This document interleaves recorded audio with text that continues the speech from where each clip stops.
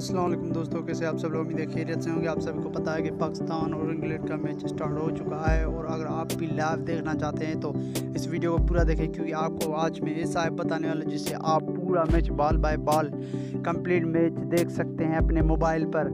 अगर आपके पास टीवी नहीं है या और कुछ नहीं है तो आप अगर लाइव देखना चाहते हैं तो आपको मैं बेस्ट ऐप बताने वाला हूँ। मगर शर्त आपने वीडियो को पूरा देखना है, क्योंकि आपको ऐसा ऐप बताने वाला हूँ जिससे आपको फुल HD में मैच देखने को मिलेगा और बहुत ही स्लो डेटा पे भी चलने वाला है और कम यूज़ डेटा चलने वाला है। तो आपने प्ले स्टोर में जाए या लिंक में डिस्क्रिप्शन में दे दूँगा, तो आप वहाँ से भी लिंक डाउनलोड कर सकते हैं। मगर वीडियो आपने पूरा देखना है और चैनल को सब्सक्राइब करना है। तो अपने प्ले स्टोर में जाएँ और ये सर्च कर लें। मैं सर्च करके आपको दिखाता हूँ, आपने वही सर्च कर देना है। तो आपने टेनिस स्पोर्ट लिख देना है, तो आपके पास ये टेनिस स्पोर्ट निकल के आ जाएगा।